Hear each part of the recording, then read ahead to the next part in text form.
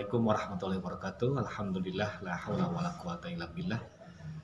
Sahabat-sahabat yang insyaallah dimuliakan Allah, alhamdulillah di tambah hari di sore hari yang ke-10 Ramadan 1441 Hijriah ini kita dipertemukan kembali. Dan pada hikmah sore kesempatan ini saya akan coba untuk mengangkat satu tema pembahasan yang ada di salah satu karya tulis seorang ulama besar, Al-Imam Ibnu Qayyim Al-Jauzi, yang nama kitabnya adalah Madarikus Salikin.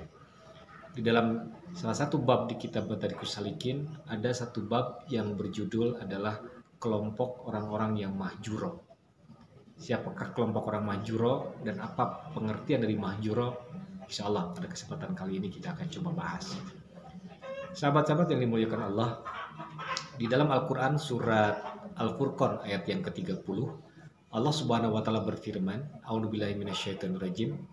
Wa qala rasulu ya rabbi inna qaumi ittakhadhu hadal qur'ana mahjura. Allah Subhanahu wa taala berfirman menjelaskan salah satu pengaduan Rasulullah SAW kepada Allah Subhanahu wa taala perihal kaumnya. Dan pengaduan itu kemudian diabadikan oleh Allah dalam Al-Quran surah Al-Furqan ayat yang ke-30.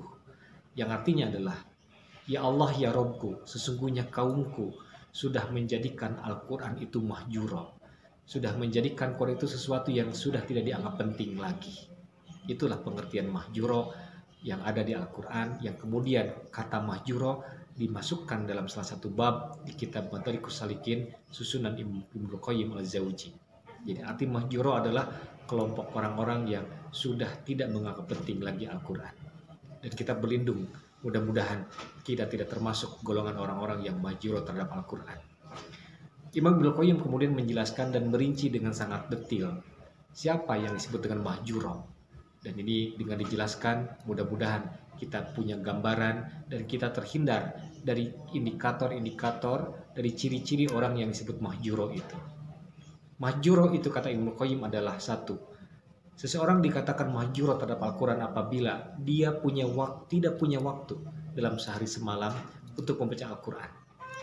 Dia punya waktu untuk istirahat, dia punya waktu untuk bercengkrama dengan keluarga, dia punya waktu untuk makan dan minum, malah dia punya waktu untuk bermain.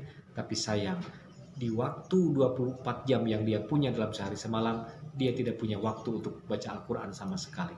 Ini kelompok pertama disebut mahjuro.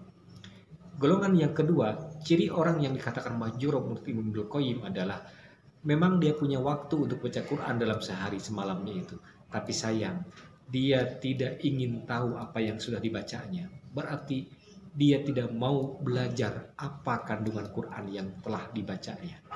Orang dikatakan mahjuro apabila dia tidak mau belajar kandungan Al-Quran.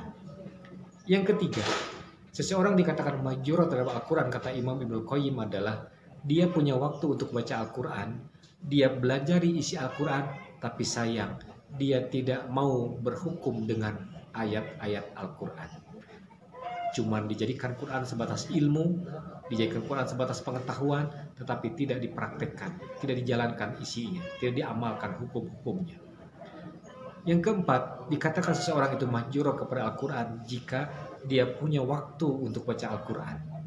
Dia gemar belajar Al-Quran, dia amalkan isi Al-Quran, tetapi sayang dia pilih-pilih ayatnya, dia pilih-pilih ayat yang sesuai dengan seleranya dan buang ayat yang tidak sesuai dengan seleranya.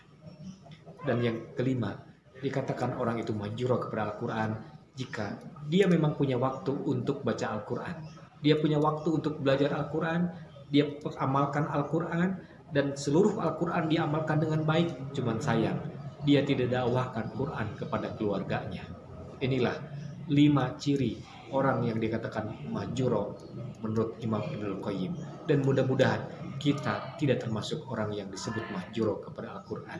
Dan mudah-mudahan di Ramadan ini menjadi bulan kita kembali kepada Al-Quran, belajar Quran, amalkan isi Quran, sehingga insya Allah kita akan termasuk orang-orang yang bebas dari sebutan mahjuro, yang kemudian tidak akan diadukan oleh Rasulullah SAW kepada Allah kelak di yaumil akhir. Demikian, terima kasih. Billahi taufiq wal hidayah. Assalamualaikum warahmatullahi wabarakatuh.